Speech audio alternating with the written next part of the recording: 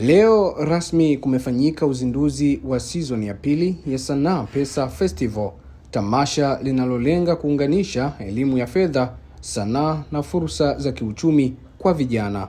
Tamasha hilo linatarajiwa kufanyika kuanzia Aprili 22 hadi 24 katika ukumbi wa EACLC Ubungo jijini Dar es Salaam na kuhudhuriwa na mastaa mbalimbali wa Bongo Flava watakaonogesha tamasha hilo. Na hizi ni ripoti zaidi. Tuko na furaha kubwa na jambo hili na tulilipokea kwa mikono miwili, kwa sababu tuliona ni kitu ambacho kina make sense kubwa, kama ambavyo umesema brother G, brother Faza hapa, au sio bwana, kwamba hii ni elimu ya kila mtu. Usije kaona kwa sababu imeandikwa sanaa na nini ndio basi, si ndio bro? Yes. Lakini hata wewe mtangazaji leo uko hapa, kuanzia kwenye kile kidogo ambacho unakipata au kikubwa, unaweza kukiwekeza na kufahamu. Kwa hiyo ni elimu yetu wote, kwa sababu wote ni vijana ambao tunakutana kila siku kama hivi. So leo tumekutana hapa, kesho tunavokutana tamani tunakutana katika levels, si ndio? Sisi tumefika tumepaki, lakini na mtangazaji fulani ambaye tunamjua brother naye amepaki. Kwa hiyo ni maendeleo kwa sisi vijana wote, na wote watakiwa tuendelee. Kwa hiyo hii platform itatusaidia watu kuelewa tunawezaje kuendelea, kwa sababu ni kweli hii ni tatizo kubwa sana kwa vijana wengi, jinsi ya kujua elimu ya pesa, sio bwana, na katika kitu muhimu ni hicho kiukweli kabisa.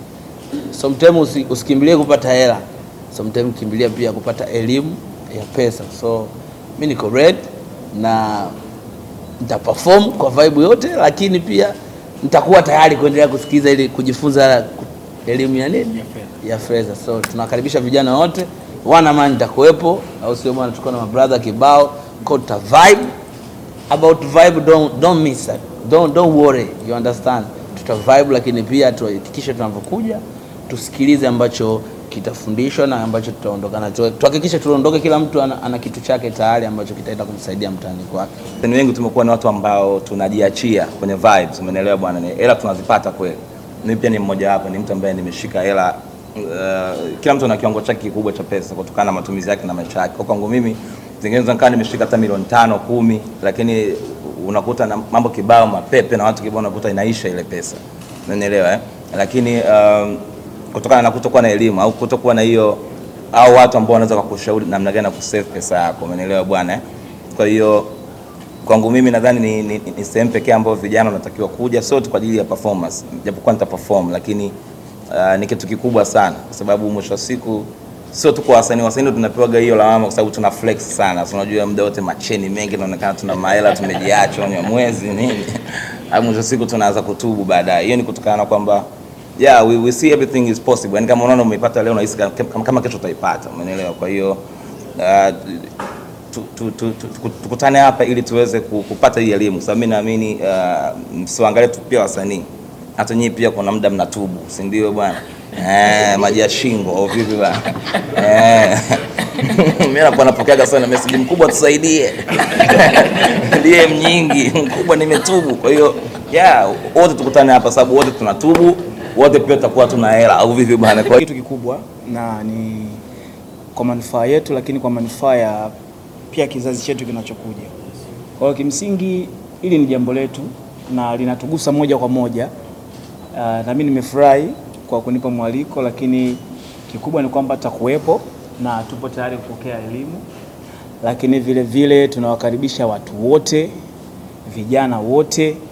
Ili ni jambo letu, nafikiri so tu kwa vijana ambao wapo kwenye sanaa, lakini pia kwa vijana wote wajasiriamali, ili ni jambo lao.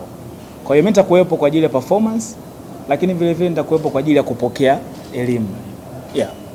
Msanii amezeeka lakini ana hela, lakini kipindi yuko wa moto kuna hela nyingi alizipata.